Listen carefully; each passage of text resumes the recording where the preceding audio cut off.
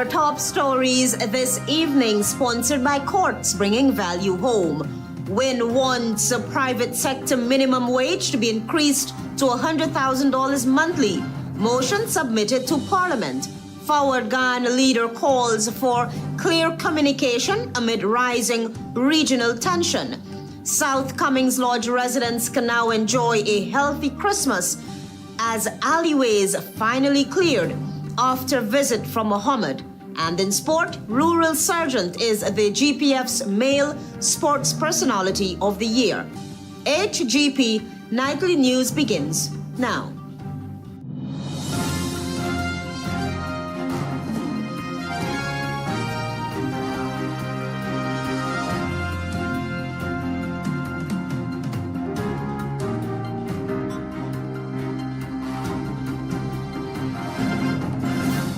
Good evening to our viewers here in Guyana and online. I'm ALETHEA GRANT with the Wednesday, 17th December 2025 edition of the HGP Nightly News. This is what you should know this evening.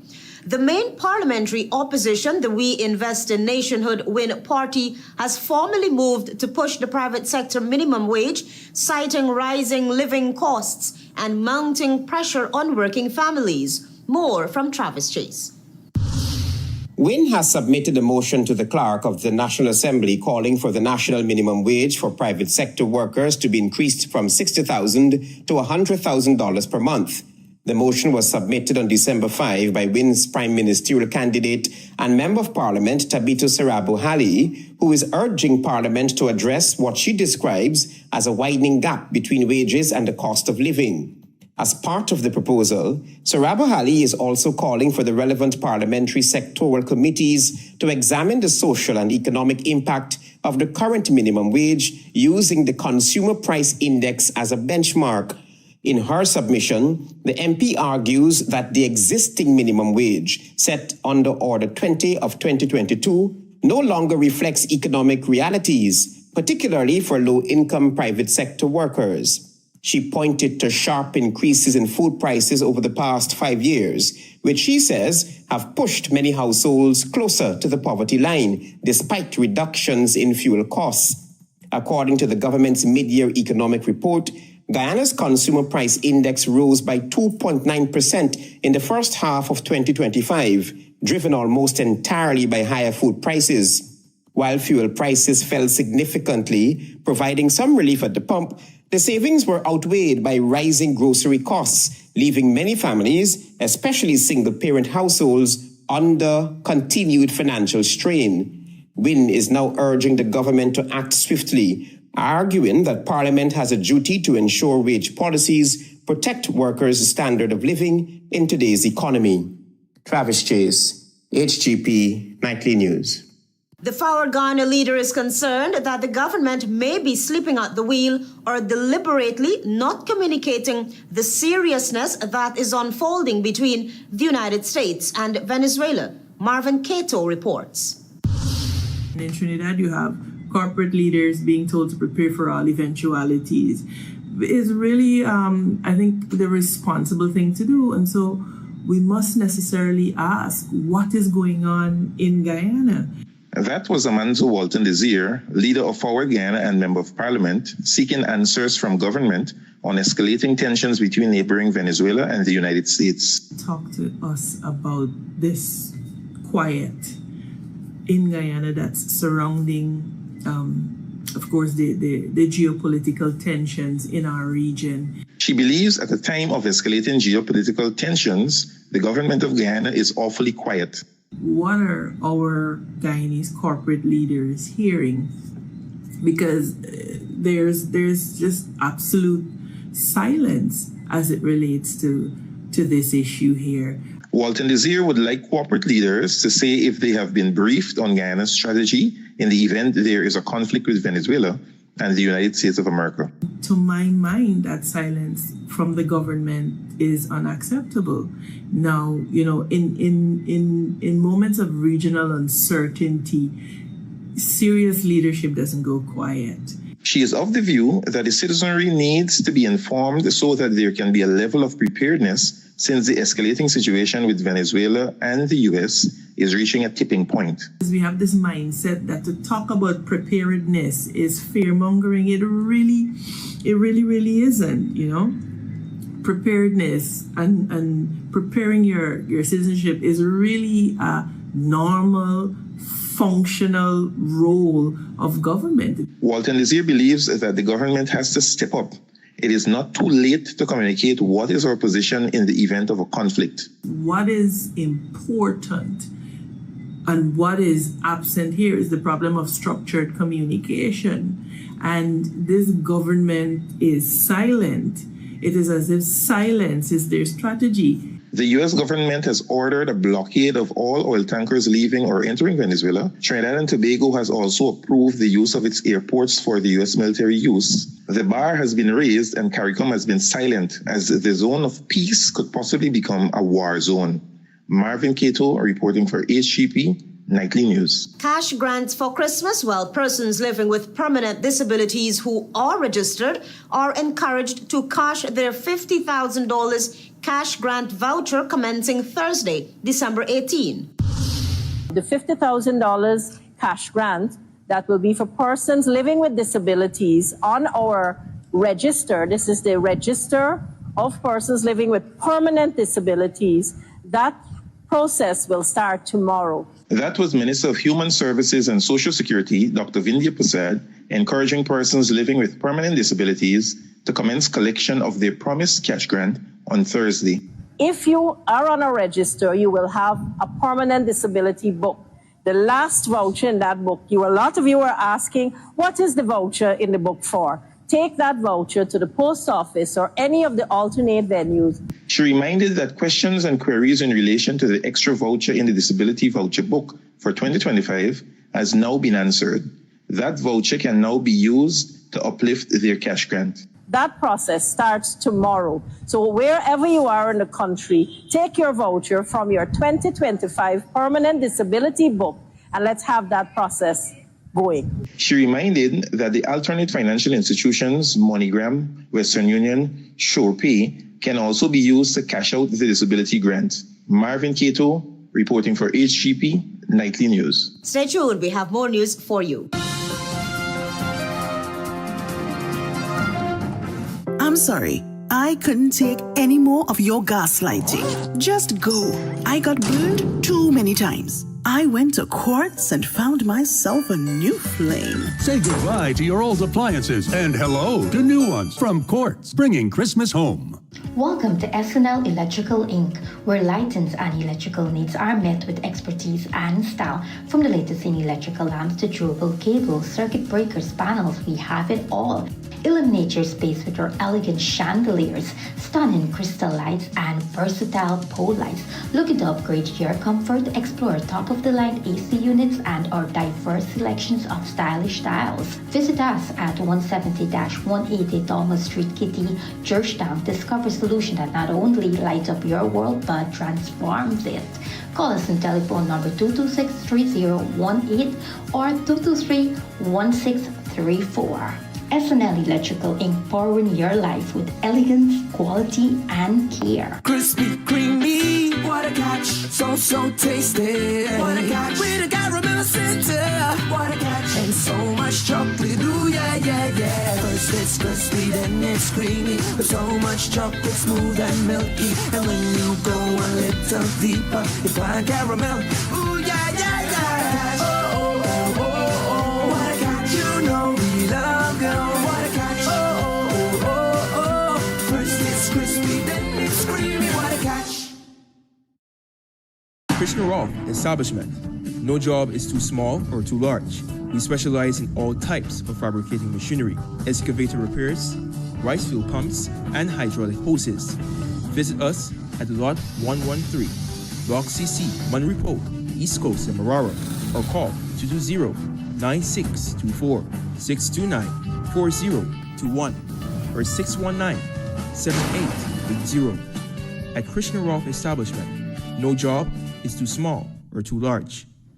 GCOM will be conducting a claims and objections exercise commencing January 5, 2026 to produce an official list of electors, OLE. If you will be 18 years or older by December 31, 2025, and you're a Guyanese citizen by birth, descent, or naturalization, or a citizen from a Commonwealth country living in Guyana for 1 year or more, you are eligible for inclusion in the OLE. GCOM will be posting the preliminary list of electors, PLE, in all of the registration divisions across Guyana for you to check if you are listed, and if so, whether your particulars are accurate. If you have changed your address since you were registered, you need to visit the GCOM registration office responsible for your new area of residence to apply for a transfer. Sunday, January 18, 2026 is the last day you can apply for a transfer during this exercise. For more information, contact the GCOM on 2250-278-9 or visit www.gcom.org.gy.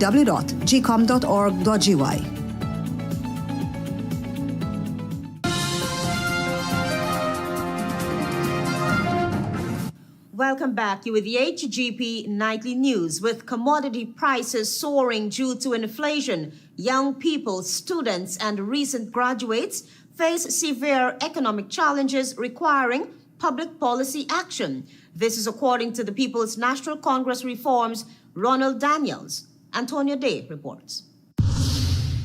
Many young people, early career workers, students, and recent graduates are experiencing alarming economic difficulties and uncertainty that demand public policy attention. They are affected by government's policies which disregard their prevailing challenges. That was Ronald Daniels, a member of the People's National Congress Reform and one of the party's youth advocates during a recent press briefing. Daniels, who's also an APNU National Top Populist candidate, stated that after discussions with youths, they have expressed concern about the rising cost of living in comparison to wages and savings, which includes food, rent, and imported goods. He also highlighted the issue of underemployment and nepotism in the job market. Many youths report that corruption, favoritism, and politically connected awards of contracts undermine government transparency.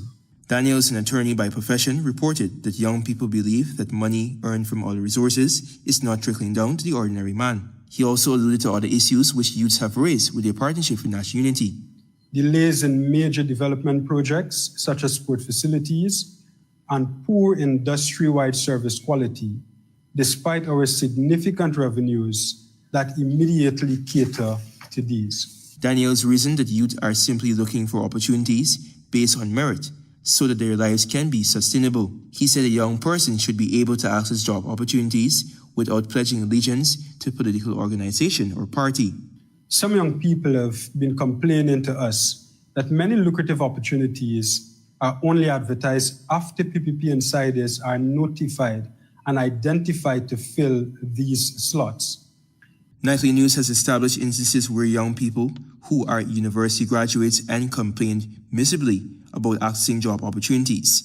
A source referenced to acquaintances who recently completed their master's degrees and are finding difficulties in accessing jobs here.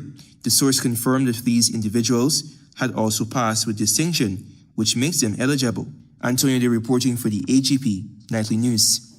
In a follow-up to a story we first reported approximately 4 weeks ago, where residents of the South Cummings Lodge area along the East Coast Corridor lamented weeks of stagnant water lodging in a canal, well, after that visit from presumptive leader of the opposition, residents can now breathe a sigh of relief. Antonio Day has that story. Residents of South Cummings Lodge for weeks have been confronted by stagnant, sewage-contaminated water, which threaten their health, damaging their homes and overwhelming their community. The situation stemmed from infrastructure work being executed by a private businessman that has blocked a key drainage canal. City engineer Culver Venture had confirmed that the mayor and city council's engineering department issued a cease work order to the businessman as these works were occurring on public alleyways. Community Studio and other residents who had verbalized their woes can now breathe a sigh of relief following the arrival of excavators by the Ministry of Local Government, which assisted in removing the sand and debris from the clogged drain. Nightly News first highlighted the issue since residents were forced to live under these harsh conditions. Weeks later, members of Parliament Azruddin Mohammed and Vishnu Pandey of We Invest in Nationhood Party also visited and engaged residents on the matter. So you're going to start with this? Yeah. You see, it's all going on. Yeah. Yeah. This is not finished. So when the water go come and bank up here now, all the smell and everything go left right the back here, you know. So there is a lady at the front, but I don't know if she will speak or her husband will speak. But this man that did the project took the whole fence out. Mohamed said it is a travesty for citizens to live under such conditions. Immediately after Mohamed and team left the area, the Ministry of Local Government, led by its Deputy Permanent Secretary, Josh Kanai, sent in excavators to clear the clogged canal. Antonio De reporting for the HGP Nightly News. A Region 8 Amerindian community has taken the state to the High Court following a controversial security operation that led to the arrest and imprisonment of dozens of persons in the North Pacaraimas. Travis Chase reports. The Village Council of Kanapang in Region 8 has filed legal proceedings against the state, seeking $3 million per day in damages over what it describes as the unlawful arrest and detention of its residents and neighboring villagers. The lawsuit stems from a multi-agency operation on November 13 involving the Guyana Defense Force, Guyana Police Force, and the Guyana Geology and Mines Commission, which took place at Kanapang's titled Amerindian lands. According to the village's attorney, Darren Wade, the operation was conducted without the consent of the village council, without warrants, and without notice, in alleged violation of the Amerindian Act and the Constitution. During the operation, 27 Brazilian nationals, men and women from communities along the Guyana-Brazil border, were arrested and later charged with illegal entry and illegal mining. Several of those charged were brought before the Madhya Magistrates Court, where some were convicted and sentenced up to 6 months in prison. However, Wade contends that the legal process was fundamentally flawed, pointing out that many of the accused do not speak or understand English, are fluent in Portuguese, and were either provided with an inadequate interpreter or no interpreter at all during court proceedings. He further disclosed that prosecutors have since admitted that formal authority to prosecute had not been presented, prompting an adjournment of the matter to January 29, 2026. The village council argues that the arrests, prosecution, and imprisonment amount to arbitrary detention, breaching constitutional protections, domestic law, and international human rights obligations, including the right to liberty, fair trial, and equal protection of the law. Attorney Wade says the case has attracted significant attention in Brazil, with the Brazilian embassy engaging Guyanese authorities over humanitarian and consular concerns. Travis Chase, HGP Nightly News. We have more news for you on the other side of this break. Stay with us. Planning a cleanup? We can help. Sevon's Waste Management skip bins can be provided for home renovation projects, yard cleanup, or construction project. It's simple. Step 1, give us a call. Step 2, we put down the bin. Step 3, load it up with all of your junk. Step 4, we take it away. That's simple. Bins are also available in various sizes, so there is no job that is too big or too small. Call Sevon's Waste Management today at 218-1455.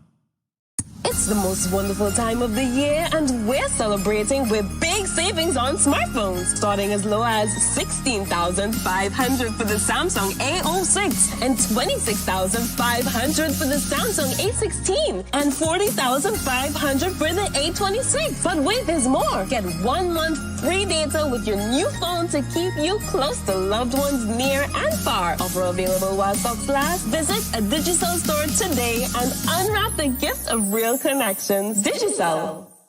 In 2024, over 1,600 technical and non-technical programs empowered Guyanese with new skills, boosting their careers in the oil and gas sector. Thanks to the Local Content Act, citizens are given priority at every level, gaining hands-on experience and qualifications that position them to provide world-class services in Guyana.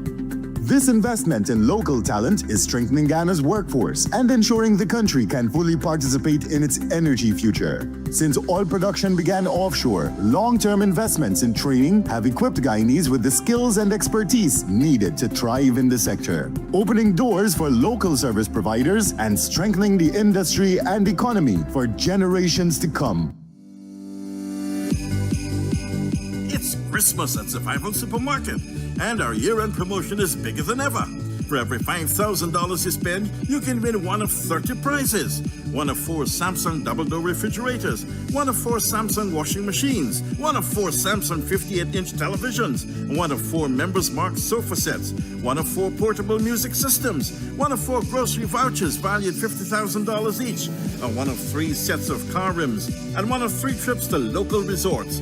The Survival Christmas promotion begins December 4th, with the final drawing on December 23rd, 2026, and the grand presentation on January 30th at our new Little Diamond Supermarket. Yes, this Christmas, spend $5,000 and enter to win fantastic prizes at all branches of Survival Supermarket.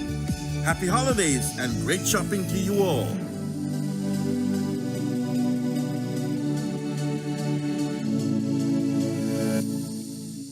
I'm sorry, I couldn't take any more of your gaslighting. Just go.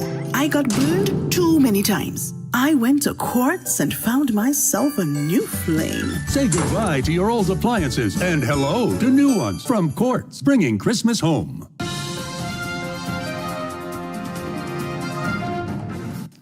The Georgetown Public Hospital Corporation has reached a major milestone in healthcare delivery as its pathology laboratory earns internationally recognized ISO 15189 accreditation. Find out more from Tiana Cole.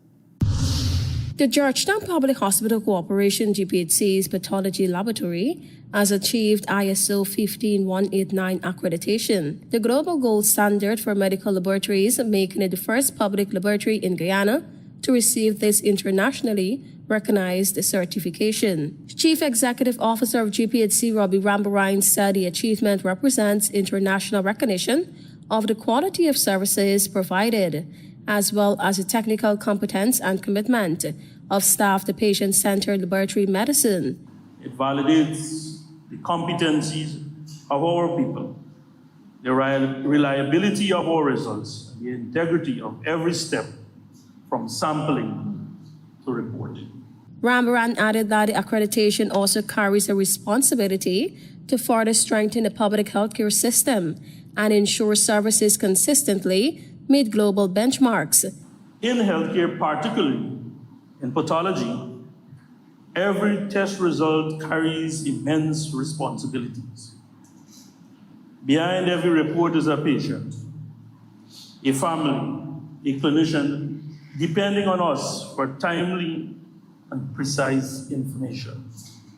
ISO certification, ISO accreditation, ensure them that our processes meet international recognized standards.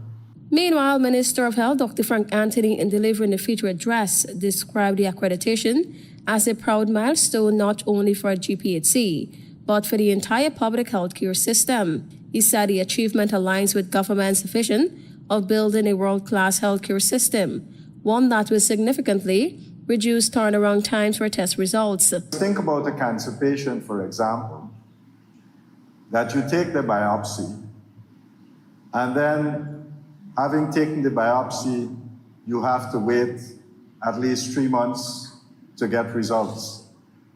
Imagine how much that patient would worry, because they're uncertain whether the biopsy would show that it's cancerous or non-cancerous. You know, that would put a lot of stress on that person. We have changed that because now we're able to give back those results in a very timely way. Dr. Anthony further noted that the laboratory is equipped with advanced technology and must optimize its capacity to provide services not only for GPF'S, but also for other hospitals across the country. I also envisage that in the near future, as people learn in the Caribbean about our capabilities, that they would want to send samples to us here for us to process it. Tiana Cole reporting for the HGP Nightly News. Stay tuned for regional news. This Christmas runs on real connections with Digicel. The cause, the laughter, the joy, and the chance to pick and win big. We're giving away $12 million. Yes, every week, one lucky Digicel customer gets a chance to win up to $2 million. 6 lucky winners in total. Here's how you get in. Top up with $1,000 or more, or pay your fiber or postpaid bill in full. The more you top up, the more chances you get. Stay connected this Christmas for your chance to win big. Digicel. Say hello to your new favorite sip, Fruta Mango Passion. This tropical combo of mango and passion fruit delivers a bold flavor and wholesome goodness. It's fruity, it's vibrant, and it fits right into your day. Grab your Mango Passion can today and live fruitfully. Fruta.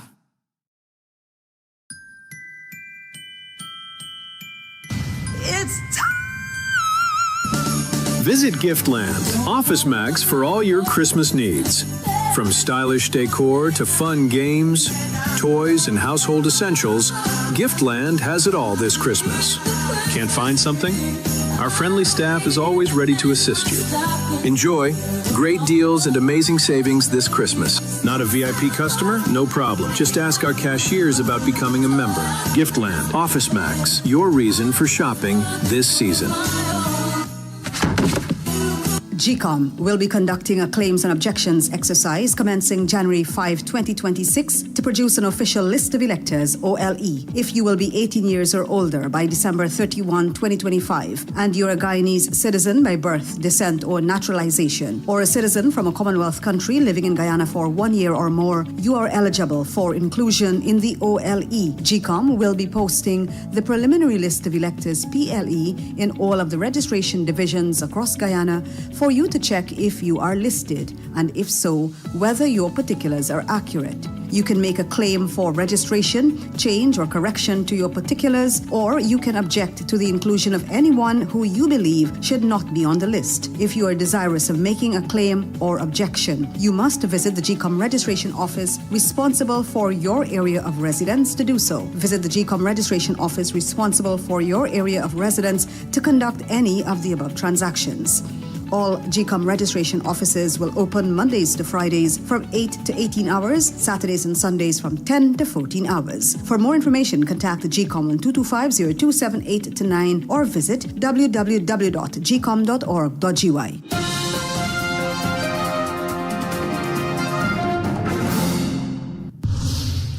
Good evening and welcome to Wednesday's edition of the Regional News. The Venezuelan government has issued a statement denouncing the direct participation of the government of Trinidad and Tobago in collusion with the United States administration, calling it an act of piracy that resulted in the theft of Venezuelan oil. The Venezuelan Vice President Delcy Rodriguez's statement noted, quote-unquote, in immediate response to this escalation of hostilities and serious aggressions, Venezuelan President Nicolas Maduro has made a decision to immediately terminate any existing contract, agreement, or negotiation for the supply of natural gas to Trinidad and Tobago. According to the statement, Venezuela has full knowledge of Trinidad and Tobago's participation in the theft of Venezuelan oil committed on December 10 by the U.S. administration through the assault on a ship transporting the strategic product. The Venezuelan government described this incident as, quote-unquote, a serious violation of international law and a clear transgression of the principles of free navigation of trade.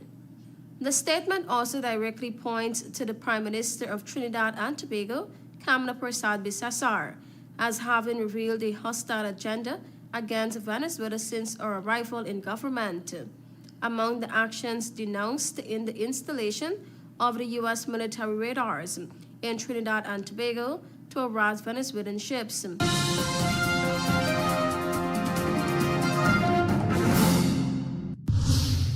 A Kingston teacher who strangled businessman Jean-Pierre Rowan to death in 2018 after luring him to his home and robbing him has been sentenced to 30 years in prison for the crime. A young tertiary-educated man with a seemingly bright future working in the family business was killed, said Justice Caroline Ty Powell, who handed down the sentence in the Home Circuit Court. She described the killing as truly horrendous, noting the devastating impact on Rowan's family. The convict, 26-year-old Shamar Clark, a former employee of Rowan's family business, New Home Era and Consultant, murdered a businessman in bushes in Port Royal, Kingston. He wrapped Rowan's body in a sheet and buried it under sand. Rowan had been reported missing. Following the killing, Clark fled with a motor van Rowan was driving and attempted to sell it. He also used the bank cards stolen from the victim. Clark was sentenced in the Home Circuit Court to 30 years for murder, 4 years and 11 months for simple larceny, and 2 years for preventing the lawful and decent burial of a corpse. The sentences are to run concurrently, with 6 months already served deducted. Justice Ty Powell said that while a life sentence was legally available, a determinate sentence was more appropriate.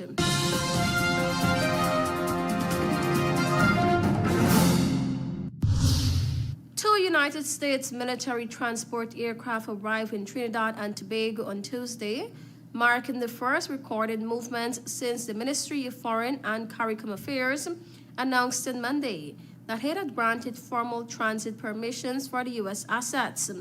The activity coincided with an announcement by United States President Donald Trump that he had ordered a blockade of all sanctioned oil tankers into Venezuela, ramping up pressure on Nicolas Maduro.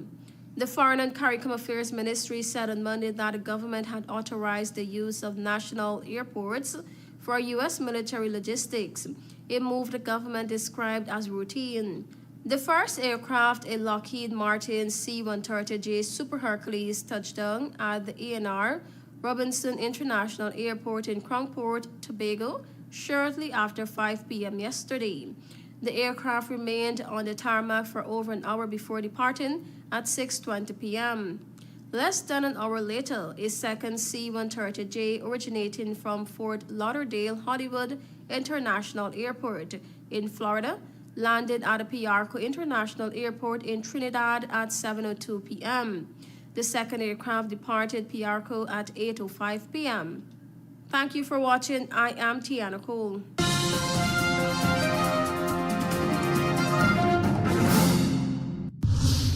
Let's now join Delwyn Neblat for HGP's Sports Pulse.